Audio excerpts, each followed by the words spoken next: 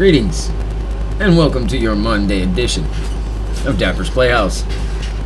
I'm your excellent host, Dapper. This is my playhouse, and welcome you are. If it's your first time, what we like to do, search TikToks, find you some funny stuff, some interesting stuff, some educational stuff, some stuff I don't even really know what we call it. Maybe that's where you come in. Feel free to comment down below, share your thoughts. I like to keep the interaction up, you know what I'm saying? Please try to watch the video all the way through. Don't forget to like, share, and subscribe. You can even hit the bell if you're so inclined. So hey, hope y'all had a decent day today.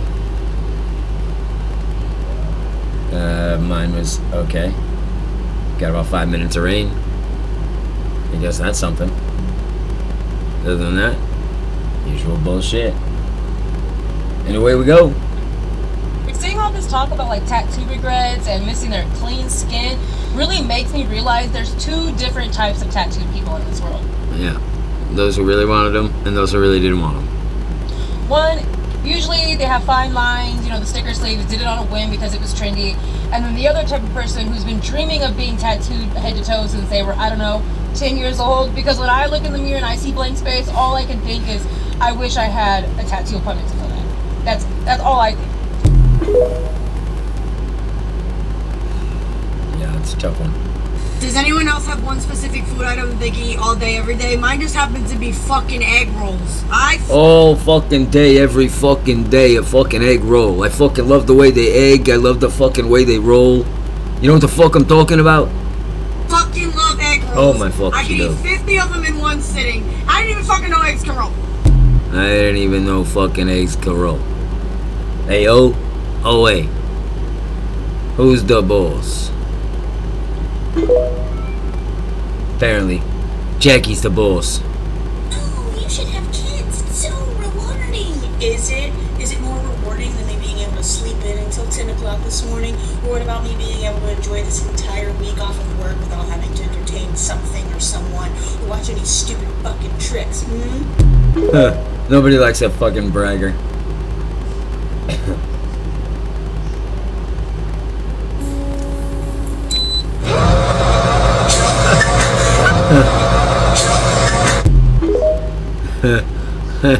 Somebody buy me that immediately. Bring it here. Just got laughed at for buying underwear. You did? What the fuck? What's that about, huh? Some people are pretty immature. Immature! I wasn't embarrassed about my purchase. It's underwear, right? Not buying a gun. I walked up there and I was like, I'm not buying a gun. What is that, embarrassing? hello, I would like to purchase these. The people behind me were like, what's so funny, huh? What's so funny, huh? You don't like the pairs I picked out? Well, I'm not wearing them for you, babe. Sorry I don't go to Banjo. Babe. Sorry I don't let it billow in the breeze like you, okay? Unlike you gotta bring a bucket and a mop, okay? Were they laughing because I was buying excess amounts of pairs? Perhaps. But I don't want to do laundry just yet. What? You got quarters? You got enough quarters? You got enough quarters for me to do my laundry? I don't think so. I think she just had a reset there or some shit. You know what you were purchasing? Oh wait, I didn't look because I'm not snooping in on your purchases. Your purchases. Like a freak. Freak. You're a freak. Freak. That was pretty hilarious. I'm about to blow your fucking mind. Take both hands, put them up in the air. Take that right arm, drop it down in front of you. Same arm, bend it at the elbow towards you. Alright, make a little cheeseburger grip with your fat ass. Now rotate that wrist up and down. That's how you apply deodorant, you stinky fuck. Yeah, you stinky.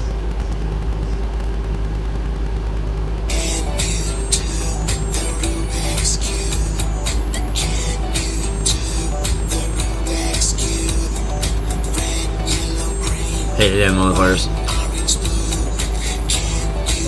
Got so frustrated I peeled the damn stickers off. Try to re-stick them on there in the right order.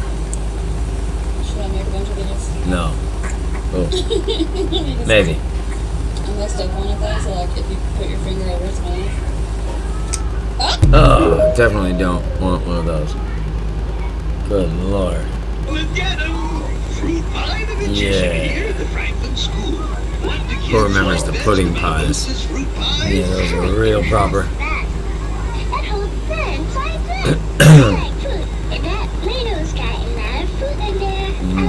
It sure do. That says it all. Hostess, fruit pies, Twinkies, cakes, That says it all. fresh snacks with a snack in the middle. Indeed.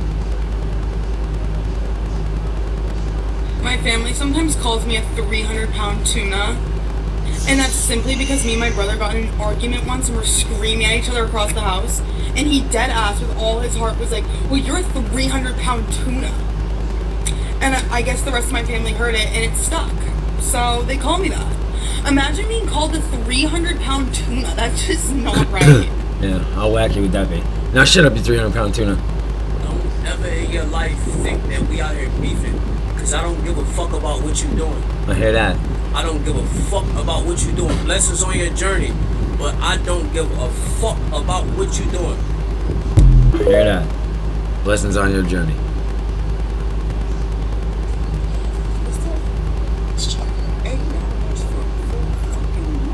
Huh? Universal sound heard around the fucking world. $8 for 4 fucking muffins? Every time I see a video of like an influencer that has like millions of followers and they're filming inside their house, it's so strange because their house is like completely empty. Yep. Not even nothing hanging on the wall. Maybe have like a couple pieces of furniture. There's nothing on the walls. There is absolutely Hell, half of them, what it is because half of them come from absolutely nothing and they get thrusted all this money and thrown in these houses. They don't even know how to fill them up. They don't know what the hell they're doing. They don't even know how to use half the stuff in them houses. They've never seen them before. no character in the house. It looks like Kinda it's nuts. just like a stage for filming.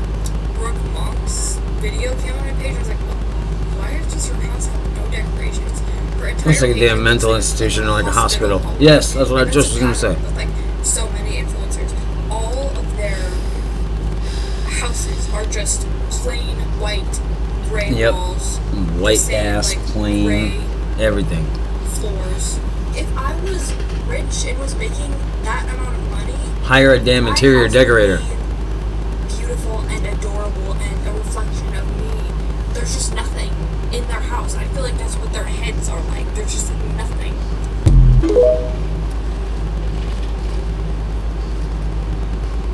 Take that wig off. Now what motherfucking wig you got on? I ain't got no motherfucking wig on my motherfucking head. You don't go take your snow face ass some fucking way, sit your rabbit ass down somewhere with your long neck ass motherfucker. I punch you in your fucking neck, bitch. Get the fuck away from me. Long neck ass. And tell me a gangster came into Joanne's Fabrics, used the restroom, and tanned it up. Probably an employee. But gangsters do be crafted.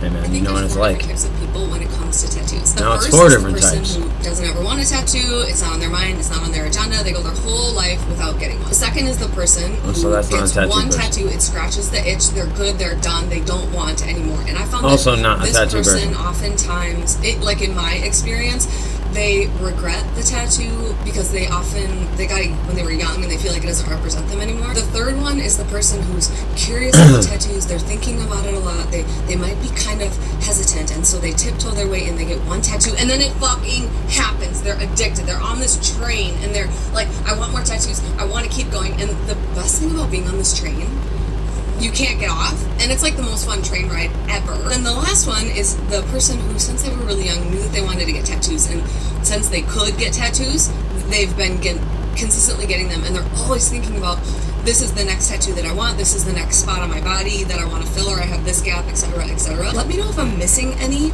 or if you're like, but there's also this person too. But I'm thinking about this a lot because I interact specifically with the last 3. Oh boy. Why analyze it? Hi, I just had somebody send me a story about Ocala National Forest that involves a phenomenon that I've never even heard of, which is pretty crazy. The person's name was Carlos, and he was born and raised near the forest, so he's very familiar with it. He wants to know if anybody else has experienced this, and if so, comment, and we'll be able to see. By the way, if you're new to my page, my name is Pam. I talk about the spooky South, especially Florida, where I was born and raised. Growing up, Carlos heard a lot of stories about the hellhounds of Ocala National Forest, but was never able to find anything online about them. Growing up, he would hike and ATV throughout the forest, so he's very familiar with all of the trails. He was recently in the forest with 3 of his dogs, and the dogs have perfect recall, so he's not worried about having them in there often. He and the dogs are walking through the forest as it's starting to get dark, and all of a sudden, he starts hearing a lot of very angry, loud growling and barking coming from the woods. In an instant, his dogs go from listening to being absolutely terrified and cowering with their tails tucked and their ears back. He tries to call his dogs back to him because he's obviously freaked out, and at first they won't listen, and then they start to slowly back away from the tree line. He says then 5 to 7 shadows of dogs step out of the tree line. It wasn't completely dark yet, so he said he should have been able to see at least some of the features of the dogs, but it just looked like they were completely black. His first thought is, oh my god, what if they're coyotes or something and are about to attack my dogs? So he recalls his dogs again, and they finally listen and cower behind him. The shadowy dogs are just standing there watching them for a moment, and then one steps forward and leans forward like he's about to charge, and then all of a sudden they all charge towards the man and his dogs. He says in that moment, all rational thought left him and getting himself and his animals to safety, so he starts running with his dogs right next to him. As he's running, he looks back and realizes that these creatures are gaining on him. Within a few seconds, he said that it looked like they were about to reach him and his dogs and tear them to shreds. He's just waiting for the impact to come for them to be knocked down, but it never came. The moment these shadows should have reached the man and his dogs, they just keep running through them, and then continuing to run ahead of them, barking and growling, with no impact at all. Carlos had a strange.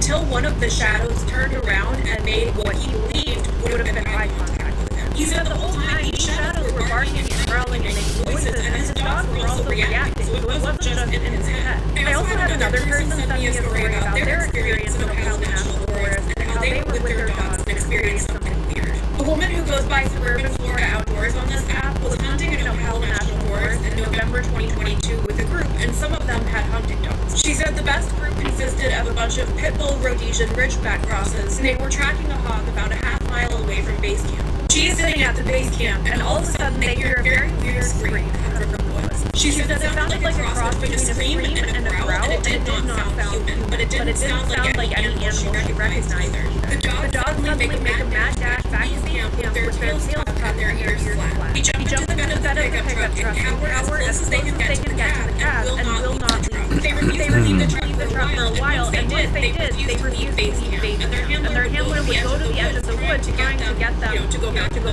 woods, and they refused. To this day, she says those dogs refused to go back into the forest. The same person that she was part of the Jeep ride in Salt Springs last July. They park, take a break, stretch their legs, and all they hear that same scream again. They all get back and continue driving with her in the lead and 5 behind. Her light bar was on, and all of a sudden she sees a very tall creature with long brown shaggy hair run into the road and standing on 2 legs and stopped in the road looking at them and made a weird yodel, she said, and then dropped to 4 legs and ran off. And she says the woods went completely quiet and she couldn't even hear it. And some people have said that that's why Bigfoots have been so elusive, because they can turn into 4-legged creatures.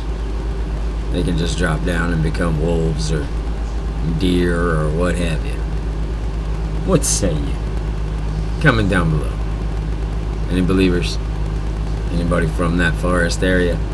If you know Florida in the summer, that's a big when they continue driving, they could hear something large running in the open road next to them for about. Both of these people are curious if anybody else has experienced something similar. I have stories about dogs around Florida and hellhounds throughout the South, but I didn't know that they were Ocala National Forest. Sweet dreams. Huh. Great, I'm having nightmares and shit. Whoa. Alright, whoa. That was a trip.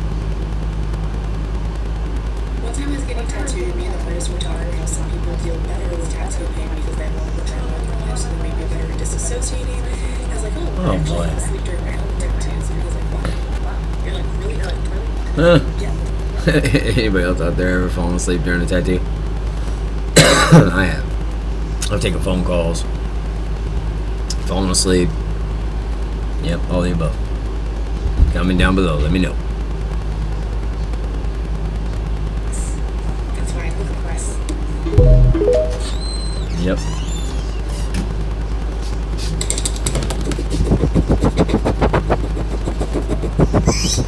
Huh.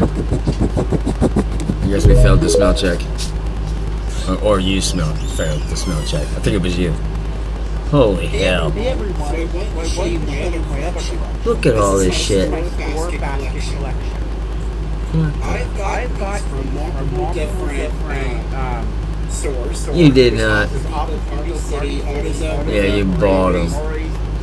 Target, Snacks, Kmart, People's Drug, Steinmart, Walmart, Bed Bath & Beyond, Dollar Tree. There's another Dollar Tree. You gotta give me a break. I also have basket thief. Whenever stores I buy these. Yeah, sure you do. Subway, thanks for watching. Bye. Oh, brother. This is a real shrunken human body. What? Can you guess which author this tiny torso belongs to? No. Hello everyone, I am here at Ripley's Believe It or Not Auditorium in Gatlinburg, Tennessee with this real shrunken torso. Now, if you've ever been to a Ripley's, I know you've seen some of our legendary shrunken heads, but this is the only shrunken torso in our collection and one of only 6 in the entire world. The process of shrinking human heads was carried out by the Shuar people of Ecuador and Peru. They believed that by making these shrunken heads, they would harness the spirit of their enemies and prevent them from seeking revenge. The process begins by separating the hair and the skin from the skull. The head is then placed in boiling water and oil begins to shrink. Wooden pegs are used to keep the mouth closed and the eyes are sewn shut. This was done to keep the enemy's soul trapped inside of the head. The mouth pegs are replaced with long strings. Then bird feathers are added as headdresses and earrings, and then finally the head is placed by a fire to burn. This shrunken torso belonged to Ernest Hemingway. A pretty incredible addition to his collection, considering it's so rare. No kidding. Well, what a way to end. Just like that, we come to the end of your Monday Dappers Playhouse session. I hope it was everything you dreamed it could be. Sure learned a bit there. Laughed a little. You know? Don't fret either way, tomorrow's another day. We'll be back, do this whole thing all over again. So hey, if you could, don't forget to like, share, and subscribe as we're trying to, move the numbers along. And you too can help in this journey. Only you to be exact. And anybody else we can get to subscribe and come along for the ride. So hey my friends, if you can't be good, be bad. And remember, you're never too old to play. I'll catch y'all on the flip side.